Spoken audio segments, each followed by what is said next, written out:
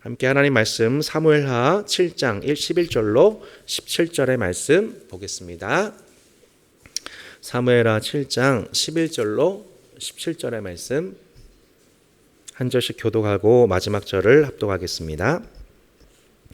전에 내가 사사에게 명령하여 내 백성 이스라엘을 다스리던 때와 같이 아니하게 하고 너를 모든 원수에게서 벗어나 편히 쉬게 하리라. 여호와가 또 내게 이르니 여호와가 너를 위하여 집을 짓고 내 소환이 차서 내 조상들과 함께 누울 때에 내가 내 몸에서 날 내 씨를 내 뒤에 세워 그의 나라를 견고하게 하리라. 그는 내 이름을 위하여 집을 건축할 것이요 나는 그의 나라 왕위를 영원히 견고하게 하리라. 나는 그에게 아버지가 되고 그는 내게 아들이 되리니 그가 만일 죄를 범하면 내가 사람의 매와 인생의 채찍으로 징계하려니와 내가 내 앞에서 물러나게 한 사울에게서 내 은총을 빼앗은 것처럼 그에게서 빼앗지는 아니하리라. 내 집과 내 나라가 내 앞에서 영원히 보존되고 내 왕위가 영원히 견고하리라 하셨다 하라. 함께 읽겠습니다. 나단이 이 모든 말씀들과 이 모든 계시대로 다윗에게 말하니라. 아멘. 자, 우리 지난주 사무엘서 통째로 맛보기 첫 번째 시간을 봤습니다. 저희가 사무엘상을 보고 사무엘하 이렇게 공부하지 않고 사무엘서라고 하는 통 주제로 통으로 두 번 보는 이유는 실상 사무엘상과 하가 따로 된 책이 아니라 한 권의 책, 제1, 2 왕국서라고 말씀을 드렸었죠. 이게 한 권의 책입니다. 그래서 우리가 지난주에도 전체를 한눈에 보기 위해서 첫 번째 학습을 가졌고 오늘은 이스라엘의 초대 왕 또 두 번째 왕 사울 왕과 다윗 왕을 중심으로 하여서 통째로 사무엘서의 말씀을 다시 한번 연구하고자 하는 것입니다. 지난주 내용을 잠깐 복습해 볼까요? 지난주 내용 혹시 여러분 기억이 나십니까? 어떤 내용이었는지? 네.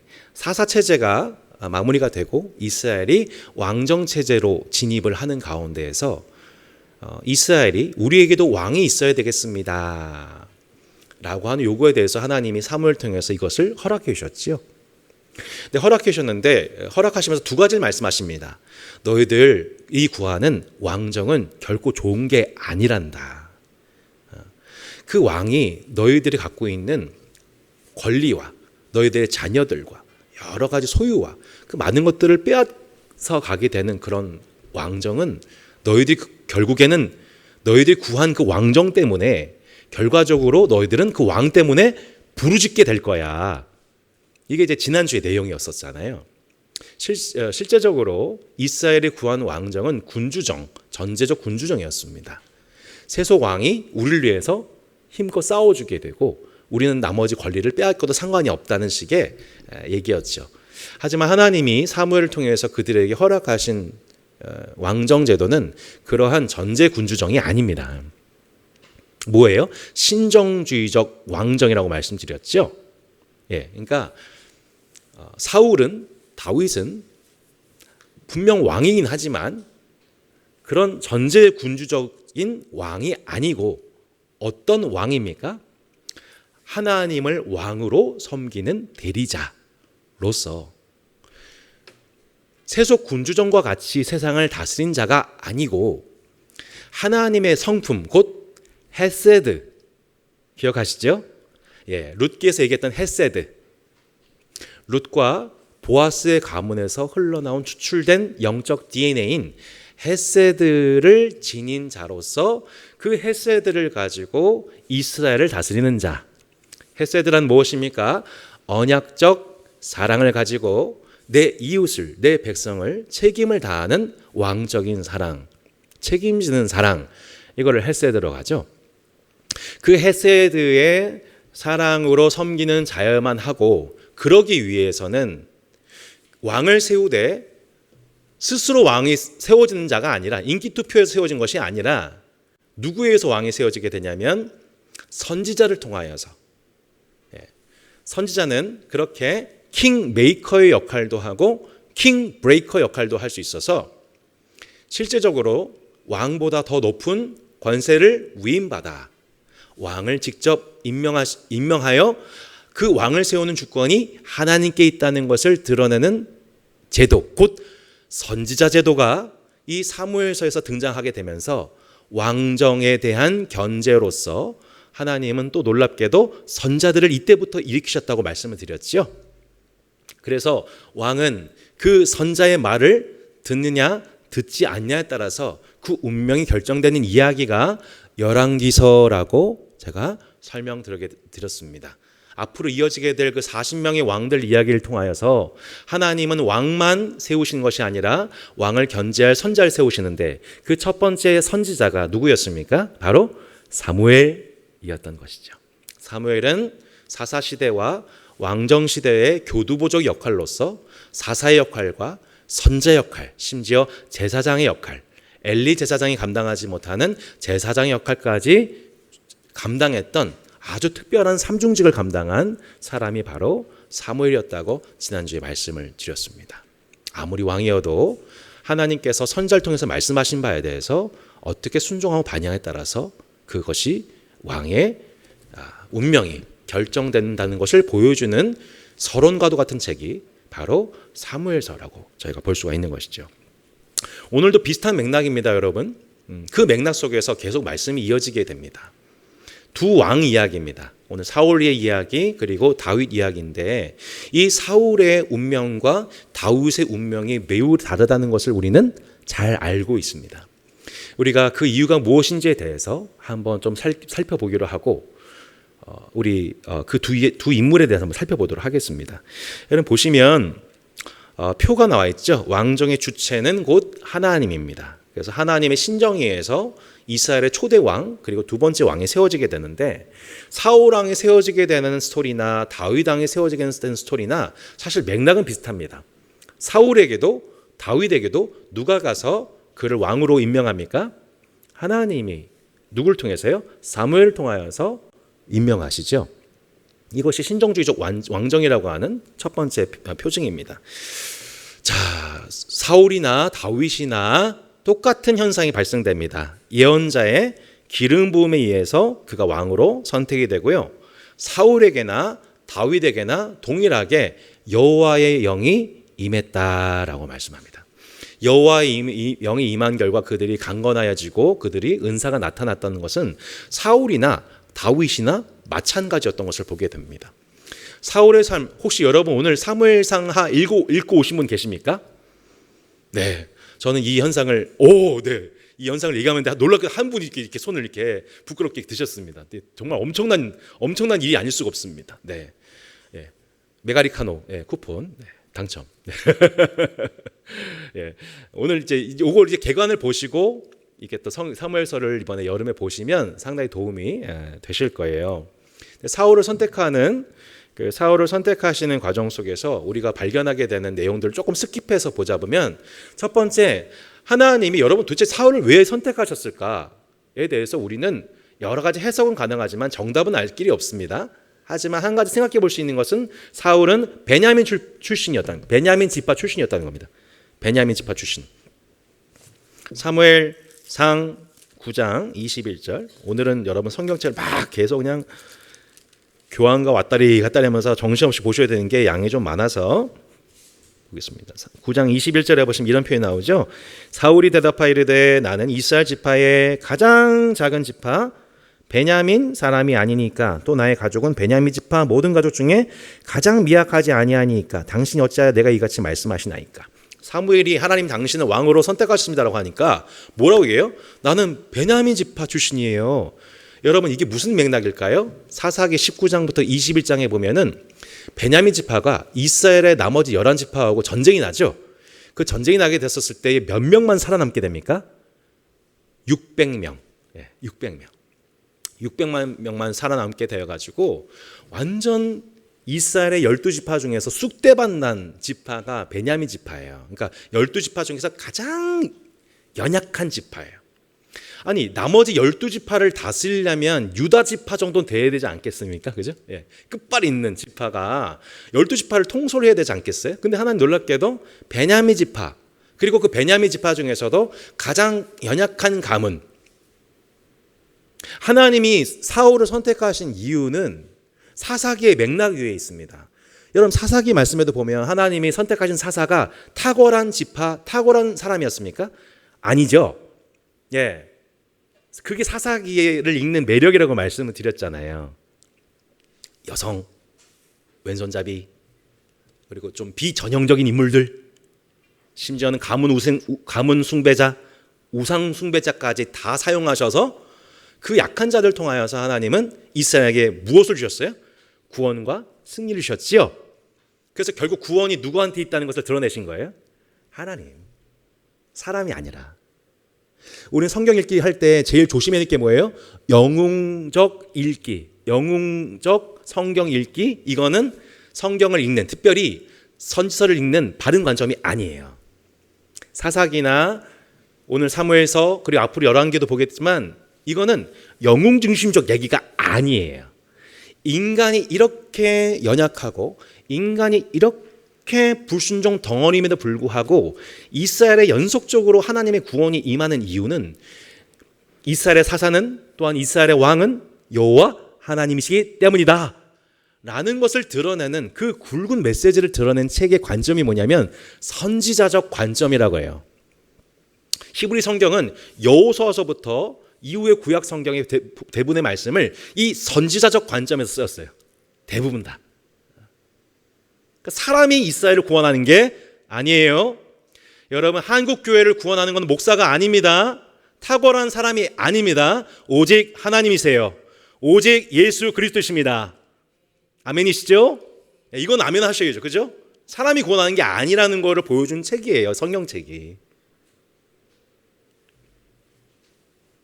그러니까 베냐민 지파 출신을 선택했다고 하는 건 맥락은 그 사사기 위의 맥락이 있습니다. 정말 아무 밑도 끝도 없는 사람이에요. 사울이 어떤 탁월한 장점이 있는 게 아닌데 하나님이 그 사람을 가장 약한 사람, 가장 연약한 지파를 선택하셔서 하나님은 왕권을 통치하시겠다는 얘기인 거예요. 이거는 사울의 어떠함이 아닌 거죠.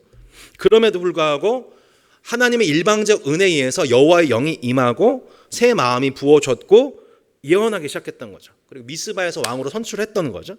심지어 그 수많은 불량배들이 아유 저 사람이 베냐민 지파 사람이 어떻게 우리를 구원해? 라고 사람들이 조롱했었을 때 사울은 아무 대답도 하지 않았어요. 겸손했다는 얘기죠. 그리고 5번에 보듯이 암몬 사람 나하스와의 전쟁 승리 이후에 왕으로 즉위가 되고 블레셋, 암몬, 모압, 에돔, 소바, 아말렉, 블레셋 전쟁할 때마다 승리했어요. 전쟁할 때마다. 전쟁할 때마다 승리했다는 것은 사울이 싸움을 잘했다는 것을 말하는 게 아니라 뭘 말하고 있는 거예요? 하나님이 왕이 되셔서 연약한 자를 통해서 이스라엘을 구원하셨다. 사사를 통해서나 또한 왕을 통해서나 하나님 이스라엘과 영원한 언약적 관계 속에서 그들을 구원하기를 기뻐하셨다는 것을 보여주는 인물이 누군가요? 사울이었던 거죠. 그런데 이제 그 두 번째 맥락으로 넘어가게 됩니다. 여러분 이 사울이라고 하는 인물 속에서 발견되어지게 되는 그 연약함. 제가 2번에 보면 하나님을 버린 사울, 하나님의 율법을 버린 사울이라고 했는데 조금 더 이 성경을 조금 더 묵상해 보니까 하나님의 율법을 버렸다기보다는 애초에 하나님의 율법을 몰랐던 사울 같아요. 맥락을 이렇게 보면 하나님을 아는 지식이 있는 왕과 하나님을 아는 지식 자체가 없는 왕, 그 왕이 다윗과 사울이었다는 것이 본문 속에서 드러나게 된 것을 보게 돼요. 사울이 하나님께서 왕으로 선택하셨지만 그 사울을 하나님께서 버리시는 그 맥락이 있는데 총 세 가지가 있는데 오늘 두 가지만 좀 살펴보면 첫 번째 맥락은 뭐냐면 사무엘상 13장 8절로 12절의 말씀이죠. 사무엘상 13장 그 8절로 그 12절 13절 이렇게 맥락을 보면 어떤 일이 있었어요? 사울은 8절 사울은 사무엘이 정한 기한대로 이레 동안을 기다렸으나 블레셋과의 전쟁이 앞두고 이제 사무엘이 와서 제사장으로서 예배를 드리고 또 사사로서의 직무를 감당하는 상황이에요. 근데 사울이 늦게 오는 것을 보니까 백성들이 사울에게서 흩어지기 시작하죠. 전율이 이탈되기 시작해요. 그러니까 9절에 사울이 이르되 전제와 화목 제물을 이리로 가져오라 하여 번제를 드렸더니 번제 드기를 마치자 사무엘이 온지라.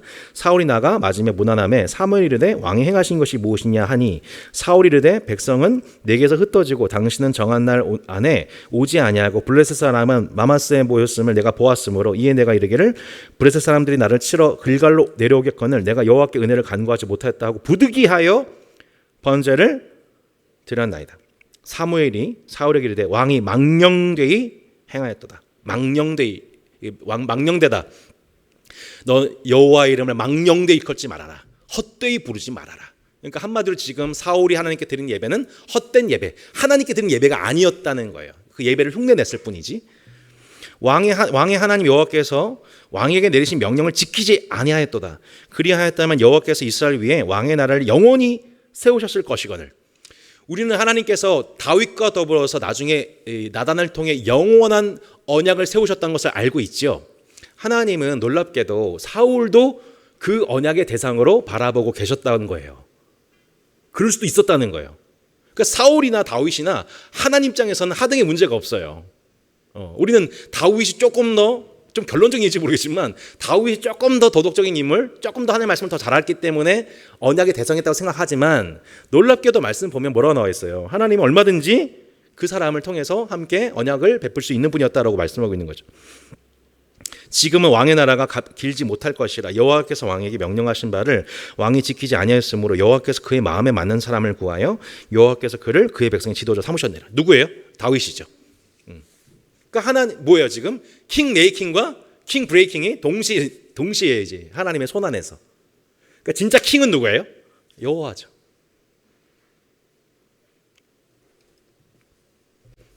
하나님 진짜 킹이시죠. 지금 사울이 하나님이 금하신 율법 중에 뭘 범했다는 거예요? 예배는 누구 담당입니까? 제사장 권한입니다. 제사장 권한. 왕으로서 제사장의 권한을 침범함으로 월권 행위를 함을 통해 그것이 하나님께 왕으로서의 결격 사유 해당되는 죄가 되었던 것이죠. 내가 부득이하여 내가 이것을 범죄했습니다. 마치 하나님의 말씀을 받고 그 모세를 기다렸던 이스라엘 백성들이 그 더디움을 보고 아론을 시켜서 금 송아지를 만들어내고 그 앞에 경배했던 것과 같이 사울은 제사장 사무엘을 기다리지 않고 하나님을 섬긴 것이 아니라 스스로 우상을 만들어내어 예배를 드렸고 그것이 자신들에게 승리를 가져온다고 믿고 전쟁했던 것입니다. 그래서 헛되이 하나님을 경배한 그 결과로서 하나님을 모독을 받으셨고 결국 왕으로서 이스라엘의 왕으로서의 그 장구이 이루어지게 될 은총이 뺏기게 된 것이죠. 이것이 첫 번째 결정적인 하나님의 율법을 버린 혹은 하나님 율법을 버렸거나 애초에 하나님의 율법에 알지 못했던 사울의 경로였다고 볼 수 있습니다. 두 번째는 넘어가고 세 번째 보겠습니다. 세 번째 범죄는 뭐냐면 아말렉 진멸에 관한 명령에 불순종하는 사건이 일어나게 됩니다. 사람의 소리 듣는 것을 하나님의 목소리를 듣는 것보다 좋아하는 사건이 일어나게 되었다는 것이죠. 이번엔 블레셋이 아니라 아말렉입니다. 아말렉. 여러분 아말렉과의 전쟁 가운데서 어떤 일이 일어나는지 한번 보세요. 자, 1절로 3절에 보시면 이렇게 나와 있죠. 사무엘이 사울에게 이르되 여호와께서 나를 보내어 왕에게 기름을 부어 그의 백성 이스라엘 위에 왕으로 삼으셨은즉 이제 왕은 여호와의 말씀을 들으소서. 만군의 여호와께서 이같이 말씀하시기를 아말렉이 이스라엘에게 행한 일 곧 애굽에서 나올 때 길에서 대적한 일로 내가 그들을 뭐한대요? 벌하노니 지금 가서 아말렉을 쳐서 그들의 모든 소유를 남기지 말고 진멸하되 남녀와 소아와 젖먹는 아이와 우양과 낙타와 나귀를 죽이라 하셨나이다 하니. 여러분 아말렉 하면서 하나님이 무슨 말씀 기억하게 하세요? 출애굽기 말씀을 기억나게 하세요. 아말렉 하면 떠오르는 사건이 무엇입니까? 이스라엘 백성들이 출애굽하자마자 이게 출애굽 17장의 얘기입니다.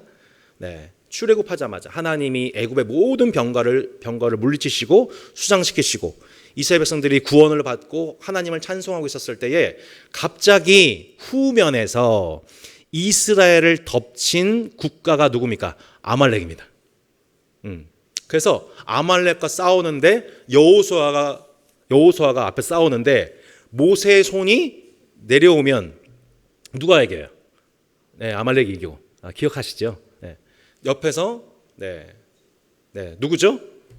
아론과 훌이 옆에서 모세의 손을 높이면 여호수아가 힘을 내어서 칼날로 아말렉을 무찔렀다 라고 하면서 무슨 말씀이 나오냐면 한번 찾아보실래요? 출애굽기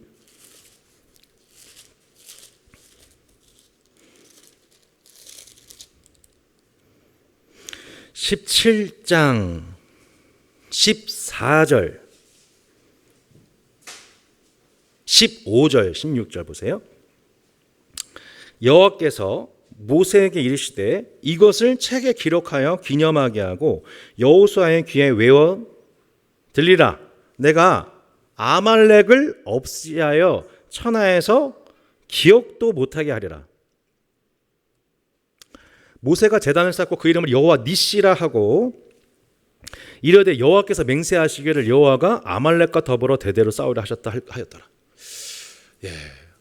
아니 하나님 왜 아말렉이라는 족속을 왜 이렇게 싫어하실까요? 아말렉이라고 하는 것은 단순한 한 민족이 아니라 아말렉은 뭐냐면 그 백성을 후면에서 덮치는 자, 특별히 연약한 자들, 어린이들을 후면에서 덮치는 아주 잔인하기 기를 데 없는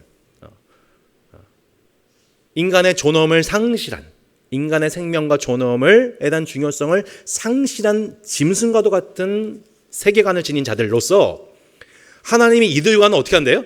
대대로 싸우겠다. 대대로 싸우겠다. 여호와께서 맹세하시죠. 예. 여호와가 아말렉과 더불어 대대로 싸울 것이다 라고 말씀하십니다. 그런데 오늘 그 말씀에 관한 응답이 뭐예요? 바로 이 말씀이에요. 예. 이제 사울을 통해서 하나님이 아말렉과 싸우고 계신 것이죠. 예. 그런데 그 아말렉에 관한 진멸에 관한 명령을 하셨는데 사울이 어떻게 행동합니까? 보시면 7절, 8절, 9절이죠. 사울이 하윌라에서부터 애굽왕 수레에 이르기까지 아말렉 사람을 치고 아말렉 사람의 왕 누구요? 아각을 사로잡고 칼날로 그의 모든 백성을 진멸하였으되 사울과 백성이 아각과 그의 양과 소의 가장 좋은 것 또는 기름진 것과 어린 양과 모든 좋은 것을 남기고 진멸하기 즐겨 아니하고 가치 없고 하찮은 것은 진멸하니라. 자, 지난주 말씀드렸죠. 우리가 말씀을 본다고 해서 다 하나님 기쁘시게 하는 성도가 아닙니다. 말씀을 자의적으로 해석해서 적용하는 것, 자기 식대로 이해하는 적용하는 것은 하나님 앞에 불경건입니다. 사울은 지금 어떻게 합니까? 모든 것을 진멸하라고 말씀하신 대로 순종하지 않고 그가 보기에 존귀하고 감나 보이고 좋아 보이는 것들은 선택하고 하찮아 보이는 것들, 그것은 갖고 하찮은 모든 것들은 다 진멸하는 식으로 자기 식대로 순종하죠. 아말렉과 대대로 싸우겠다. 이건 내 전쟁이다. 아말렉과 대대로 싸우겠다고 하는 것은 여호와의 전쟁이지 사울의 전쟁이 아니에요. 맥락 이해되시죠? 근데 하나님께서 아말렉과 대대로 싸우겠다고 하신 전쟁 가운데 그 장수가 어떻게 하는 거예요? 싸우는 척하면서 마치 아간처럼 마치 여리고의 그 성의 모든 것을 진멸해야 하는데 거기에 있는 것들 중에서 신할산, 외투, 금은 탐욕하여서 몰래 그걸 감추었던 것처럼 지금 사울이 자기가 보기 좋은 거 몰래 이렇게 in my pocket 한 것이죠. 그러니까 여호와의 전쟁을 경홀히 여기고 하나님의 전쟁 수행을 감당하지 않는 은밀한 불순종을 보게 됩니다. 그래서 11절에 보시면 내가 사울을 왕으로 세운 것을 후회하노니 그가 돌이켜서 나를 따르지 아니하며 내 명령을 행하지 아니하였음이니라 하신지라. 사무엘이 근심하여 온 밤을 여호와께 부르짖느니라. 14절 사무엘이 이르되 그러면 내게 들려오는 이 양의 소리와 내게 들리는 소의 소리는 어찌 됨이니까 하니라. 사울이 이르되 그것은 무리가 아말렉 사람에게서 끌어온 것인데 백성이 당신이 하나님 여호와께 제사려 하여 양들과 소들 중에서 가장 좋은 것을 남기며 그 외의 것은 우리가 진멸하였음이라 하는지라. 사무엘이 사울에게 이르되 가만히 계시옵소서. 간밤에 여호와께서 내게 이르신 것을 왕에게 말하리다 하니 그가 이르되 말씀하소서. 사무엘이 이르되 왕이 스스로 뭐 할 때요? 작게 여길 그때에. 나는 베냐민 지파 사람이 아닙니까? 우리 지파 중에서 가장 적은 가문입니다. 그때에 이스라엘 지파의 머리가 되지 아니하였나이까? 여호와께서 왕의 기름을 부어 이스라엘 왕을 삼으셨습니다. 19절 어찌하여 왕이 여호와의 목소리를 청종하지 아니하고 탈취하기만 급하여 여호와께서 악하게 여기신 일을 행하였나이까? 22절 사무엘이 이르되 여호와께서 번제와 다른 제사를 그의 목소리를 청종하는 것을 좋아하신 것 같이 좋아하시겠나이까? 순종이 제사보다 낫고 듣는 것이 순양의 기름보다 나으니 이는 거역하는 것은 점치는 뭐예요? 죄와 같고 완고한 것은 사신 우상에게 절하는 죄와 같습니다.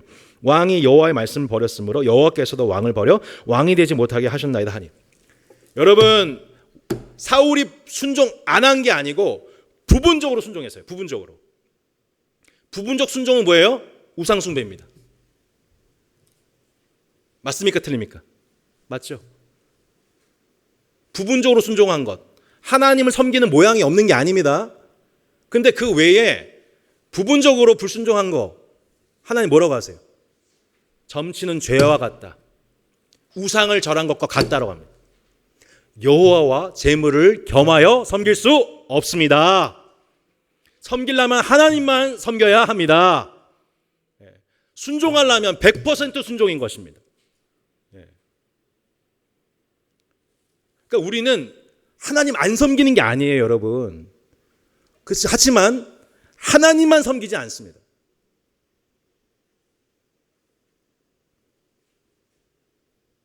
그게 우상 숭배예요. 그게 전본 행위예요.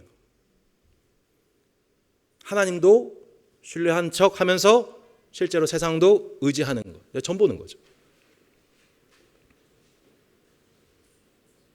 요즘 얼마나 많은 그리스도인들이 전보는지 모릅니다. 얼마나 많은 교인들이 하나님만 섬기지 않고 하나님 외에 세상을 겸하여 섬깁니다. 예나 지금이나 종교는 부흥합니다. 교회 수가 늘어나고 사람 수가 많아진다고 해서 교회가 건강한 게 아니에요. 역사적으로 봤었을 때도. 혼합주의 신앙, 우상을 겸하는 신앙, 점치는 듯한 신앙, 그런 신앙의 형태들이 우후죽순처럼 교회에 들어오게 되면 교회가 타락하기 시작하는 것이죠. 진짜 왕이신 하나님을 섬기지 않는 왕은 어떻게 됩니까? 그래서 폐위가 됩니다. 여러분 조금만 더 생각해 보세요. 이게 이렇게 살려둔 사람이 누구냐면 아각 왕이었어요. 아각 왕. 아말렉의 왕 아각. 그죠? 8절에 나와 있잖아요. 아말렉 사람의 왕 아각. 근데 여러분 이 살려둔 왕이 나중에 어디서 등장하느냐? 에스더서에서 등장합니다. 예, 에스더서 가보세요. 에스더서 느에욥 할 때 에스더 3장 1절.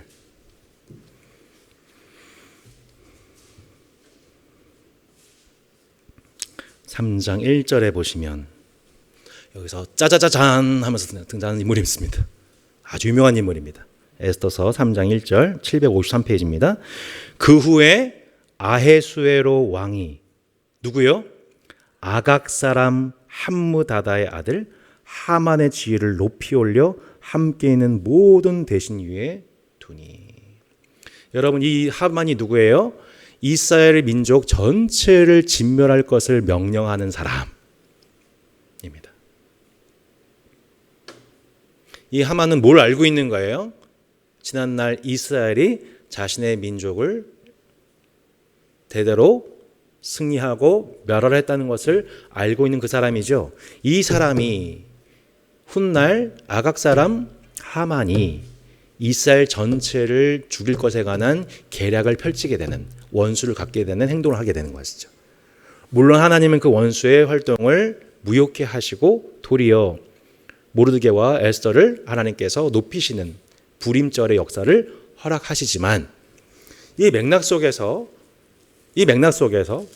하나님의 말씀에 불순종하는 사울은 하나님 나라의 왕이신 하나님과 그 나라의 영적 전쟁 가운데에서 하나님께 요긴하게 쓰임받는 아군이 아니라 오히려 적의 핵심을 살려주게 되는 역할을 수행하게 되는 아군 내에 적의 행동을 하고 있는 것을 보게 되는 것입니다.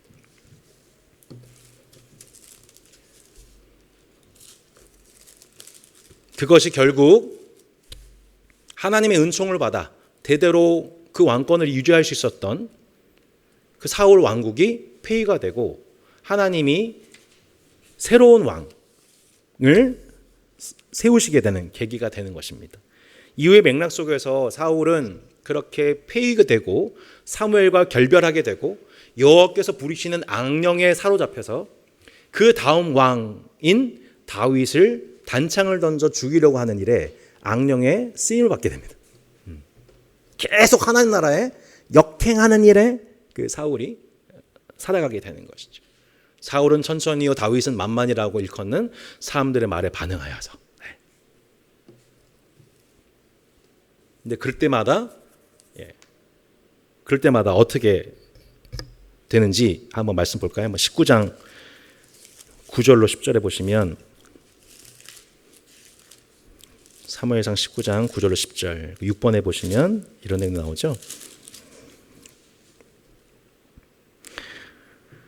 9절 10절 사울이 손에 단창을 가지고 그의 집에 앉았을 때 여호와께서 부르신 악령이 사울에게 접하였으므로 다윗이 손으로 수금을 탈 때에 사울이 단창으로 다윗을 벽에 막으려 하였으나 그는 사울의 앞을 피하고 사울의 창은 벽에 박힌지라 다윗이 그 밤에 도피하매 20장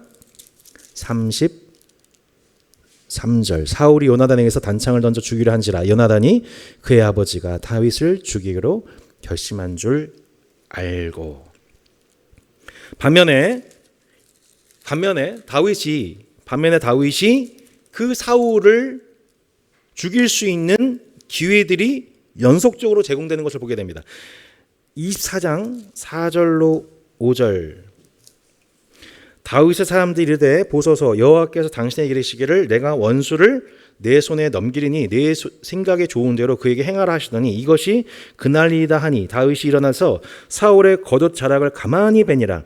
그리한 후에 사울의 옷자락 뱀으로 말미암아 다윗의 마음이 찔려 자기 사람들이 이르되 내가 손을 들어 여호와의 기름 부음 받은 내 주를 치는 것은 여호와께서 뭐 하시는 것이요?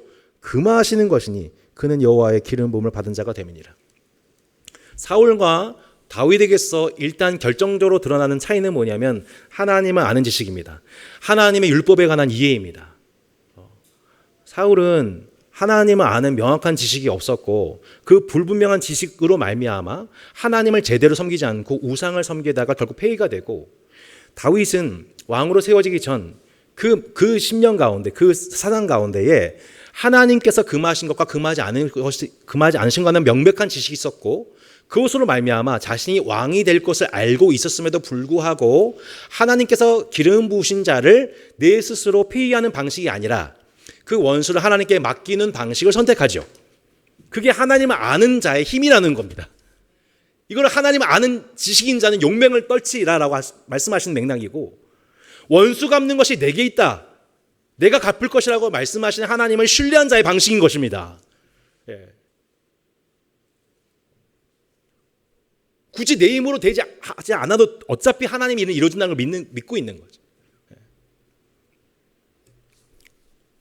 26장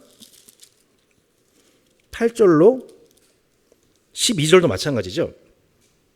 아비새가 다윗에게 이르되 하나님이 오늘 당신의 원수를 당신 손에 넘기셨나이다. 아첨해요. 그러므로 청하노니 내가 창으로 그를 찔러서 단번에 땅에 꽂게 하소서. 내가 그를 2번 찌를 것이 없으리다 하니 다윗이 아비새에게 이르되 죽이지 말라. 누군지 손을 들어 여호와의 기름 부은 만자를 치면 죄가 없겠느냐 하고 다윗이 또 이르되 여호와께서 살아계심을 두고 맹세하노니 여호와께서 그를 치시리니 혹은 죽은 날이 이르거나 또는 전쟁에 나가서 망하리라. 내가 손을 들어 여호와의 기름 부음 받은 자를 치는 것을 여호와께서 금하시나니 너는 그의 머릿결에 있는 창과 물병만 가지고 가자 하고 다윗이 사울의 머리 곁에서 창과 물병을 가지고 떠나가되 아무도 보거나 눈치지 못하고 깨는 사람도 없었으니 이는 여호와께서 그들을 깊이 잠들게 하셨으므로 그들이 다 잠들어 있었기 때문이었더라.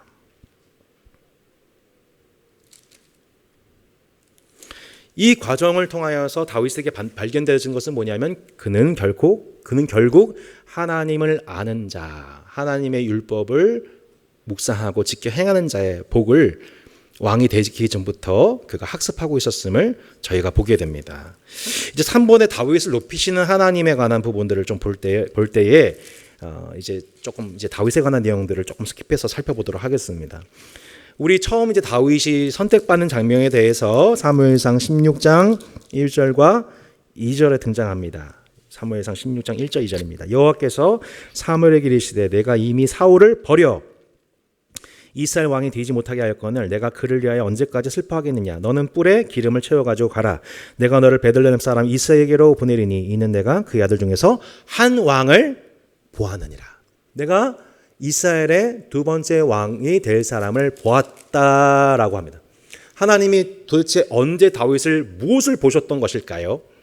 여러분 아까 말씀드렸죠. 이스라엘 왕은 하나님의 백성을 사랑하신 방식, 곧 헤세드를 백성들에게 베푸는 자입니다. 베푸는 자. 언제 그러면 다윗이 그 헤세드의 사랑을 언약적인 책임을 다하는 모습을 보셨던 것일까요? 사무엘상 17장 34절로 37절인 겁니다. 사무엘상 17장 34절로 37절에 보면 다윗 이런 고백을 합니다. 다윗이 사울에게 말하되 주의 종이 아버지 양을 지킬 때에 사자나 곰이 와서 양떼에서 새끼를 물어가면 내가 따라가서 그것을 치고 그 입에서 새끼를 건져내었고 그것이 일어나 나를 해하고자 하면 내가 그 수염을 잡고 그것을 쳐 죽였나이다. 주의 종이 사자와 곰도 쳤은즉 살아계시는 하나님의 군대를 모욕한 이 할례 받지 못한 아는 블레셋 사람이리까 그가 그 짐승의 하나와 같이 되리이다. 또 다윗이 이르되 여호와께서 나를 사자의 발톱과 곰의 발톱에서 건져내셨은즉 나를 이 블레셋 사람의 손에서도 건져내시리이다. 사울이 다윗에게 이르되 가라 여호와께서 너와 함께 계시기를 원하노라. 하나님께서 다윗을 왕으로 선택하셨을 때에 그가 보신 그 다윗의 장면입니다. 자신에게 맡겨진 양떼들에 대해서 언약적 책임을 다하고 목숨을 다해서 그 양을 지켜내는 그 모습. 이게 진짜 이스라엘 목자였던 거죠. 이게 진짜 백성을 다스리는 왕의 모습이었던 것이죠.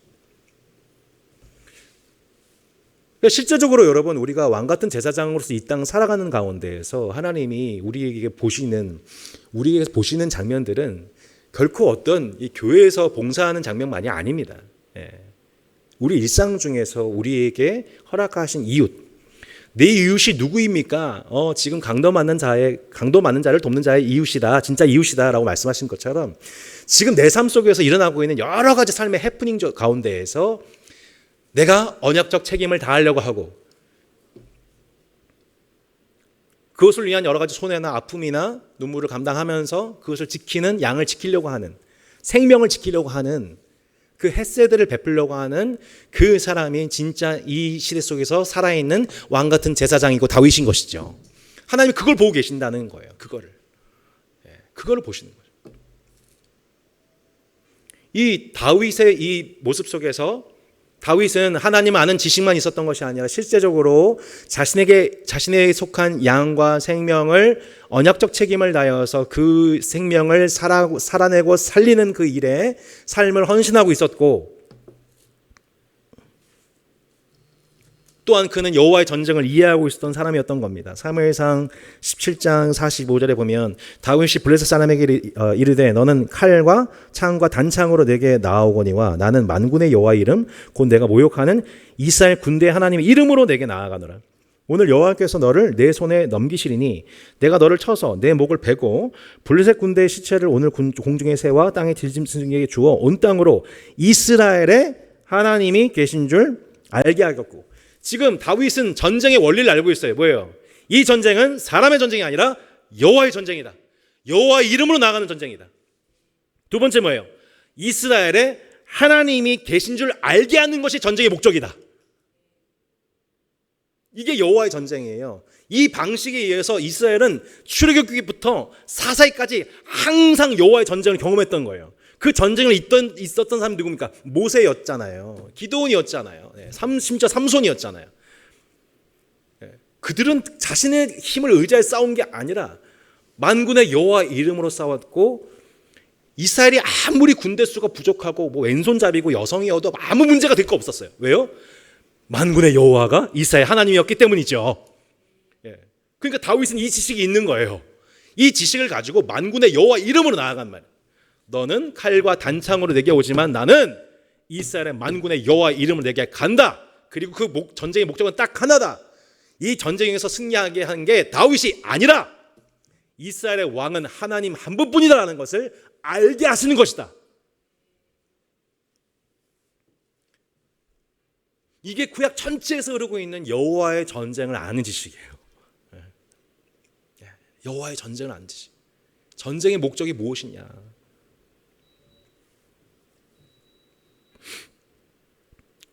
결과적으로 보세요. 이게 참 재미있는 표현이 등장하는데요.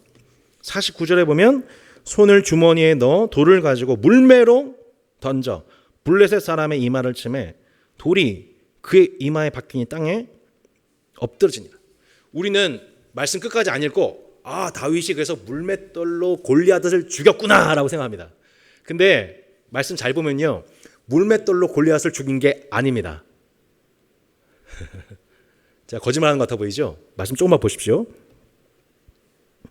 다윗이 이같이 물매와 돌로 블레셋 사람을 이기고 그를 쳐 죽였으나 자기 손은 칼이 없었더라. 다윗이 달려가서 블레셋 사람을 밟고 그의 칼을 그 칼집에서 빼내어 그 칼로 그를 죽였대요. 그죠? 그 칼로 그를 죽였대요. 그의 머리를 뱉대요. 블레셋 사람들이 자기 용사의 죽임을 보고 도망하는지라. 이게 뭐예요? 다윗은 물맷돌이 아니라 블레셋 사람 그 스스로의 칼로 그 사람 죽였다는 거예요. 자기 손에는 칼이 없어요. 얼마나 극적인 장면입니까? 난 칼이 없어요. 저 사람은 칼과 단창으로 와요. 근데 어떻게 됐다는 거예요? 난 칼이 없는데 그 사람의 칼로 그 사람이 심판받았다는 얘기예요. 뭘 알게 되는 거예요? 이 전쟁은 하나님께 속한 것이구나. 하나님은 무력한 자를 통해서 강한 자를 부끄럽게 하시는구나. 강력한 자를 부끄럽게 하시는구나. 하나님을 안다는 게 이렇게 안다는 겁니다. 하나님 안다는 거는 이런 거예요. 이런 개념인 거예요. 여러분, 하나님을 아시기를 바랍니다. 여호와의 전쟁이 어떻게 이루어진 전쟁이고 왜 어떤 전쟁이고 어떤 목적에 의해서 진행된 전쟁인지를 알고 그 전쟁에 다윗처럼 참여하시기를 바랍니다. 나는 무명한 자예요. 난 칼과 단창이 없어요. 철기문화 충만한 그 가운데에서 이스라엘은 뭐라고 그랬어요? 우리도 왕이 있어야 돼요. 우리도 지금 블레셋의 철기 문화가 지금 세상을 지배하고 있는데 우리에게도 이 철기 문화를 가지고 우리를 위해서 싸워줄 왕이 필요해요. 근데 다윗은 뭐라고 하면 칼과 단창 다 필요 없습니다. 만군의 여호와 이름으로 가면 됩니다. 그리고 전쟁 통해서 하나님이 이스라엘의 왕이신 것을 알게 하실 겁니다. 전쟁 수행하잖아요. 그대로 되잖아요. 칼이 없는데 그 칼로 그 사람을 베어 죽여요. 네게 갖고 있지 않은 것 가지고 믿음으로 간단 말이에요. 여러분, 이것을 믿는 자, 믿고 이해하는 자가 진짜 하나님을 아는 자입니다. 하나님을 아는 여러분, 우리가 되었으면 참 좋겠습니다. 그렇게 다윗은 하나님의 말씀을 인포메이션으로만 알고 있는 것이 아니라 진짜 하나님을 아는 자였어요. 하나님을 아는 자. 아마도 그에게 뺏긴, 그에게 맡겨졌던 양들을 구출해낼 때마다 하나님이 자기에게 없던 능력과 힘을 부어주시고 열어주셔서 그 양들을 구원하실 때마다 그는 하나님의 임재를 경험했겠죠. 하나님이 함께 하시는구나. 우리 일상 속에서, 일상의 작은 순종 속에서 그렇게 하나님의 사람은 이 시대를 위해서 준비되어져 있었던 것입니다. 다윗에 관한 여러 가지 모습들이 있지만 다 살펴보기는 어렵고요. 일단 여러분 답을 쓰셔야 되기 때문에 3번에 보시면 4번에 아둘람 공동체에 은신했다는 얘기가 나오고요. 5번에 보시면 사울의 계획을 무효케 하신 하나님. 하나님을 통해 정보를 얻는 다윗. 사울은 맨 마지막에 보면은 우리 그 사무엘상 28장 6절에 보면 사울의 끈 물이 얼마나 비참한지 나옵니다. 사무엘상 28장 6절에 보면 28장 6절에 사울이 여호와께 묻자오되 여호와께서 꿈으로도 우림으로도 선자로도 그에게 대답하지 아니하십니다. 그래서 결국엔 누구를 의지하냐? 7절 후반절에 보면 엔돌의 신접한 여인을 의지하게 됩니다. 하나님과 영적 소통이 단절된 그 결과는 뭐예요? 전보로 다니는 거죠. 교인이나 세상 사람이 다 똑같대요. 그 비율이. 놀랍게도 교회 권사님들이 중요한 시즌만 되면 전보로 가신대요. 이게 말이나 됩니까? 이게? 정말 목사로서 쪽팔립니다, 진짜. 목사한테 안 찾아가고 점집 보러 간답니다. 통제라. 근데 여러분, 이 다윗의 모습을 보십시오. 23장 2절, 4절 이런 표현이 계속 등장합니다. 이에 다윗이 여호와께 묻자 이르되 내가 가서 이 블레셋 사람을 치리이까 여호와께서 다윗에게 이르시되 가서 블레셋 사람을 치고 그일라를 구원하라. 4절 다윗이 여호와께 다시 묻자오되 여호와께서 대답하여 이르시되 일어나 그일라로 데려가라 내가 블레셋 사람들을 내 손에 넘기려 하신지라. 계속 다윗은 어떻게 전쟁하고 있나요? 군사에 관한 최고급 정보를 하나님께 직접 받아서. 여러분 그 웬만한 국가가 미국하고 싸우지 못합니다. 왠지 아세요? 우주에 깔려있는 모든 위성 정보들이 다 제공이 되니까 일일이 타겟팅이 되니까 전쟁을 할 수가 없는 수준인 거죠. 하나님이 다윗에게 그 정보를 늘 제공해 주세요. 그러니까 다윗은 늘 하나님의 의존적 신앙 통해서 하나님 의존적 전쟁을 통해서 계속 연전연승하게 되는 것이죠. 이것이 다윗의 모습이었다는 거예요. 그렇지만 오늘 이 모습만 보면 안 됩니다, 여러분. 여러분 빈칸에 관심 많으시니까 3페이지 보시면 그 맨 위에 보시면 사람의 권모술수, 권력이 아닌 하나님의 주권과 은혜를 의지한다는 뜻이고요. 11번에 보시면 다윗의 헷세드가 나옵니다. 다윗은 자신을 죽이려 했던 사울의 집안에 대해서 결코 원수 갚지 않습니다. 그렇죠? 사울의 아들 이스보셋을 처단한 사람을 오히려 그가 처단해 버립니다. 그리고 오히려 집안적으로 원수에 해당되는 요나단의 아들 무비보셋을 한 식구 삼아서 한 테이블에서 늘 식사를 같이 하죠. 이게 이제 다윗의 모습에 나타나는 헷세드를 베푸는 자, 원수를 원수로 갚지 않고 원수 굶주리거든 그 원수를 먹이는 자, 목마르거든 마시우게 하는 자로서 신적인 헷세드를 베푸는 다윗의 모습인 것이죠. 그야말로 이스라엘의 성군으로서 칭송받기에 합당한 모습이죠. 하지만 다윗에게 이런 모습만 있었던 것이 아닌 것 우리 너무 잘 알죠. 사무엘서를 볼 때 우리가 균형 있게 다윗을 봐야 되는 것이 뭐냐면, 다윗은 한마디로 이거예요. 이스라엘 다윗도 뭐로 복귀했어요? 나중에 보면은 이스라엘이 구한 전제 군주로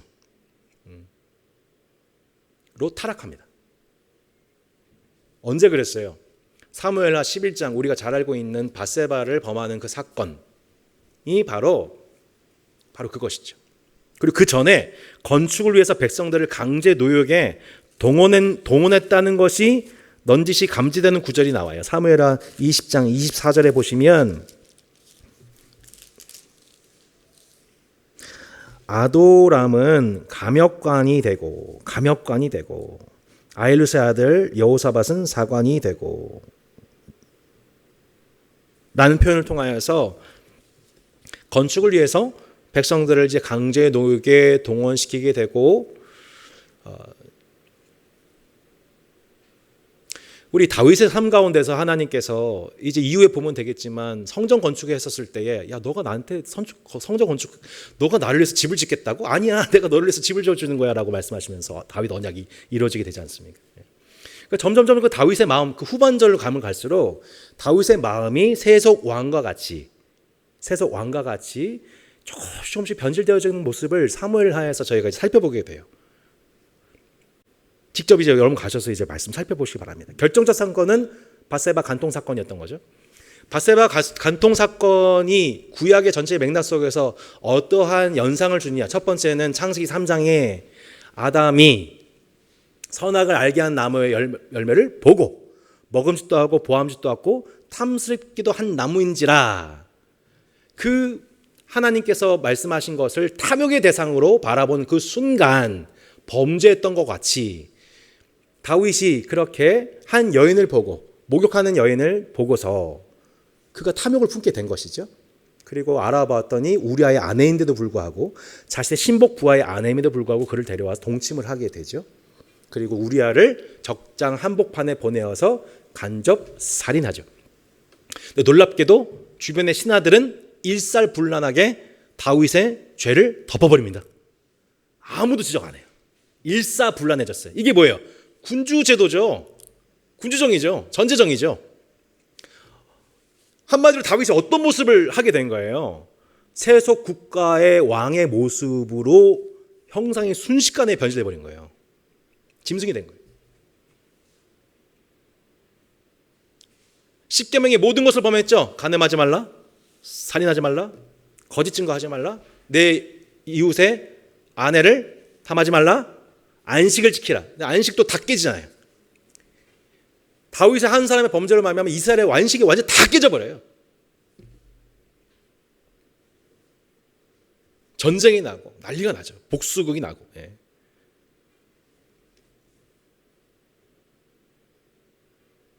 죄를 범했음에도 불구하고 하나님께 예배 안 드린 게 아니고 하나님 앞에 무수한 제사를 드렸지만 그 예배는 다 헛된 경배였던 거죠. 회개하기 전까지는. 그러니까 결국 다윗은 물론 하나님의 율법을, 하나님 아는 지식도 있었고 그 지식에 따라서 전쟁에서 승리도 했고 국가적 영웅이었지만 그 모습만 있는 게 아니고 하나님 나라의 왕이신, 다윗의 왕이심에 이스라엘의 왕이신 하나님을 대적해서 왕의 계명인 10가지 계명을 와르르르 범한, 다윗은 10계명을 다 범해요. 10계명을.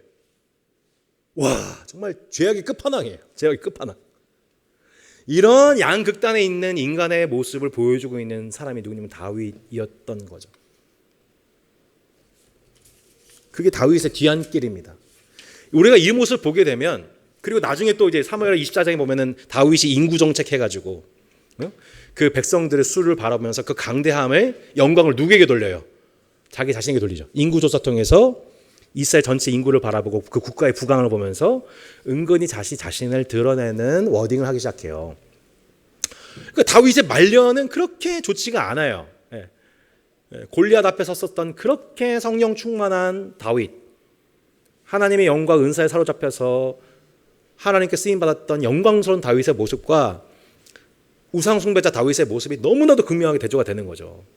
그러면 이제 사무엘서를 읽는 우리에게 마지막 우리에게 주어지는 질문이 그건 거예요. 사울도 그렇게 하나님 율법을 범한 자이고 다윗도 그렇게 하나님 율법을 범한 자임에서는 똑같아요.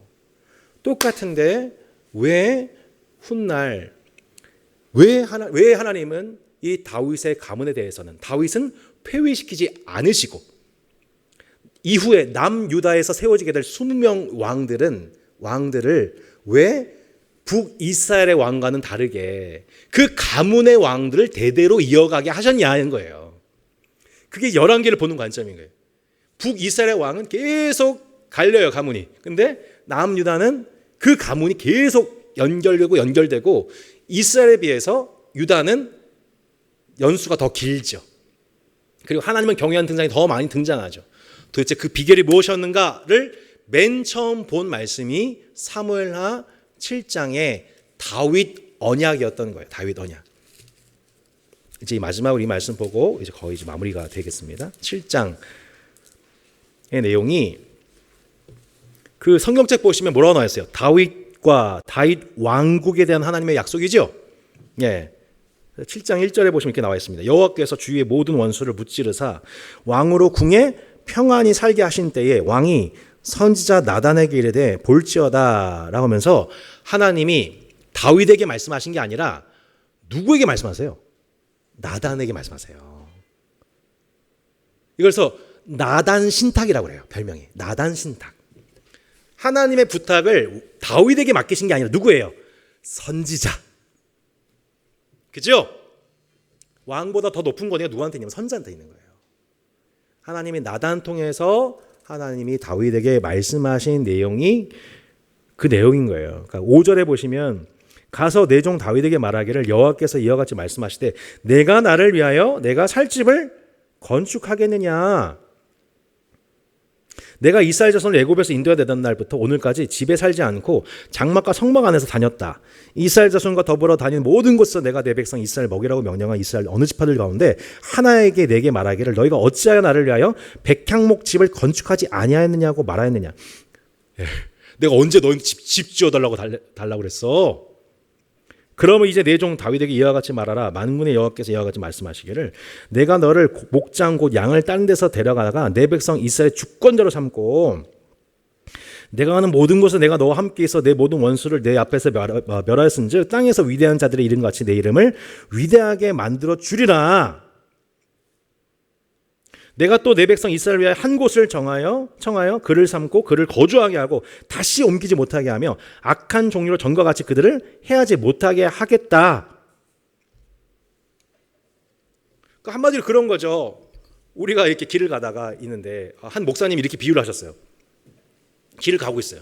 갑자기 개미 한 마리가 딱 보이는 거예요. 개미 한 마리가 저한테 그러는 거죠. 아이고 저기 목사님 제가 당신을 위해서 집을 지어드릴게요. 개미 한 마리가 속삭이는 거 저한테. 어처구니가 없는 거죠. 너가 나를 위해서 집을 지어준다고 개미야? 개미야 내가 너희들 위해서 집을 지어줄게 하면서 내가 손 한 번으로 웅큼 흙을 파내면 그 개미들 집이 되는 거죠. 그 개미들이 아무리 힘을 써봤자 제가 거할 수 있는 집이 될 수가 없는 것과 같다는 거예요. 마치 그런 장면이에요. 우리가 하나님의 집을 짓는다고요? 우주보다 크신 하나님이신데? 지금 그 얘기하고 계신 거죠. 우리가 막 하나님에서 뭔가를 좀 하겠다 이렇게 하겠는데 하나님 앞에 그거 아무것도 아니에요. 내 눈에 커 보일 뿐이지 아무것도 아니라고요. 개미들 몇백 마리가 아무리 달라붙어도 저한테는 별거 도움이 안 돼요. 일상에. 하나님이 일상생활에 지장받는 분이 아니라니까요. 우리가. 우리 현실은 그런 의미가 아닌 거예요. 누가 누구를 위해서 집을 지어줘요? 하나님이 우리를 위해서 집을 지어주십니다. 하나님이 우리를 유명하게 만드시는 거죠. 우리가 하나님을 유명하게 만든 게 아닌 거죠.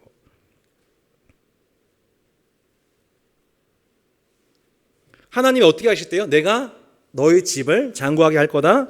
그리고 너희 자손들을 내가 입양해가지고 너희들은 뭘로 대한다? 종으로 대하지 않고 뭐로 대한다? 자녀로 대한다. 자녀로 대한다. 14절 나는 그에게 아버지가 되고 그는 내게 아들이 되리니 그가 만일 죄를 범하면 내가 사람의 매와 인생의 채찍으로 징계하려니와. 맨 먼저 누가 당했어요? 다윗. 어마어마하게 채찍 맞죠. 내가 내 앞에서 물러나게 한 사울에게서 내 은총을 빼앗은 것처럼 그에게서 뺏지 않겠다는 거예요. 그러니까 이게 여기서 분명히 사무엘서의 메시지가 드러나게 되는 거예요. 이게 제일 중요한 메시지예요. 사울이나 다윗이나 하나님 앞에 범죄한 게 매한가지예요. 똑같아요.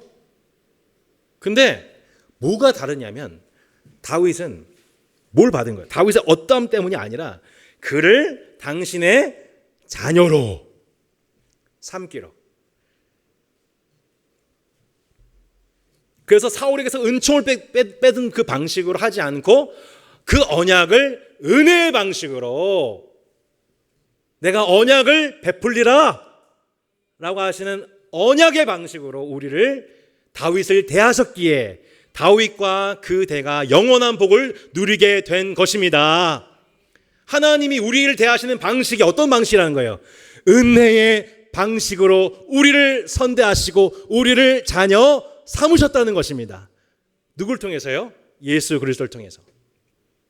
이게 언약 받은 자, 언약의 은총을 받은 자와 그렇지 못한 자의 엄청난 차이인 거죠. 여러분 우리가 세상 백성들에 비해서 우리가 더 의롭습니까? 아니에요. 알죠? 똑같이 죄를 범해요. 똑같이 죄를 범해요. 똑같이 쉽게 범해요. 근데 하나님이 그럼에도 불구하고 우리를 그렇게 대하지 않으시겠다는 거예요. 어떻게 대하시겠다는 거예요? 나를 자녀 삼으시겠다. 은총을 뺏지 아니하시겠다. 그 왕위가 영원할 것이다. 그러면 그 왕위가 사람의 왕위가 영원하다는 게 아니라 뭐예요? 하나님이 왕이 되셔서 그 통치가 영원하시기 때문에 그 왕의 통치를 받는 자녀들로서 그 복이 영원할 것이다, 지속될 것이다 말씀하는 것입니다. 이것을 말씀하는 책이 뭐냐면 바로 사무엘서인 것이죠. 결국 다윗 언약을 통해서 하나님이 뭘 말씀하신 거냐면 너희들은 비록 범죄했지만 난 너희들을 향한 다스림을 영원히 할 것이고 지속할 것이다. 그리고 진짜 사울도 파위되고 다윗도 범죄했지만 진짜 이스라엘 가운데에 헷세를 구현한 진짜 왕을 내가 너희에게 보낼 것이다 라고 하는 약속이 바로 구약인데 그 구약 신약을 바라보고 있는 구약의 하나님의 언약의 그 얼굴빛을 조금 더 우리에게 보여주신 말씀이 바로 이 다윗 언약인 거예요. 진짜 왕이 누구예요? 진짜 다윗 왕이 누구예요? 나중에 마태에 보면 1장 1절은 뭐라고 그래요? 아브라함과 다윗의 자손 예수 그리스도의 계보라. 다윗의 자손으로서 그 헷세대의 혈통을 집안을 이어온 그 자손 중에 진짜 왕으로서 백성들에게 헷세대를 완벽하게 구현할 다윗의 후손이 온다.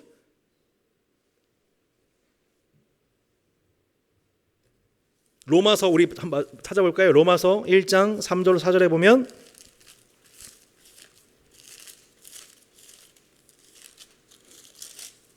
(1장 3절로 4절에) 보면 자 2, 3, 4절 보세요. 복음을 설명하고 있는 거예요. 복음을 로마서 1장 2, 3, 4절 이 복음은 하나님이 선자들 통하여서 그의 누구예요? 아들에 관하여 성경에 미리 약속하신 것이라. 그의 아들에 관하여 말하면 육신으로는 누구예요?